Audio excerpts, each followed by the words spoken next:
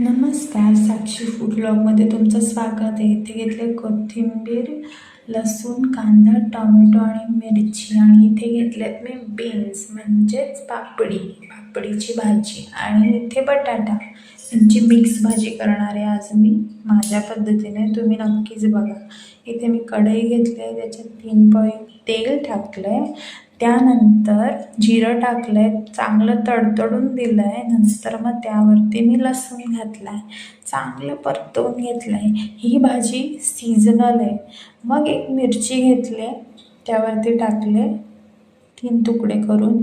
मग कांदा घेतला आहे 1.5. ही भाजी सीझनल आहे. ही भाजी तुम्ही नक्की करून पहा. चविष्ट भाजी आहे आणि फ्रेश मिळते, कोवळी मिळते, हार्ड नाही मिळत. म्हणजे गोळे तयार झालेली भाजी खायला बरोबर नाही लागत. ही कोवळी असते, मऊ असते, लगेच शिजते. चांगलं एकजीव करून परतवून घेतलं आहे. फोडणीचा मसाला तुम्ही कमी फ्लेमवरती चांगला परतवून घ्यायचा. इथे मी टॉमॅटो टाकला आहे. टॉमॅटोवरती टाकले हळद, हळदीवरती टाकलं आहे मीठ. आणि इथे मी आमचा घरचा मसाला घालणार आहे, मालवणी मसाला. जास्त नाही घेत कारण का तिखट आहे आणि रंगाला पण छान आहे. तर इथे मी परतवून घेते. बटाटा घालणार आणि पापडी एकत्रच घालणार कारण का लगेच शिजणारी भाजी कोवळी आहे म्हणून.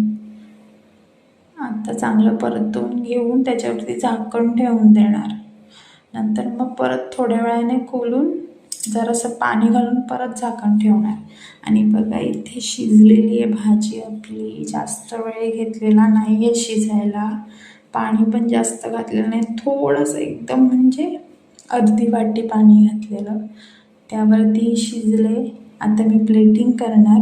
नक्कीच तुम्ही करून पहा, एकदम चविष्ट अशी भाजी. बघा कशी दिसते रंगाला. Thank you for watching. सपोर्ट करा माझ्या चॅनलला, सबस्क्राईब करा. बाय.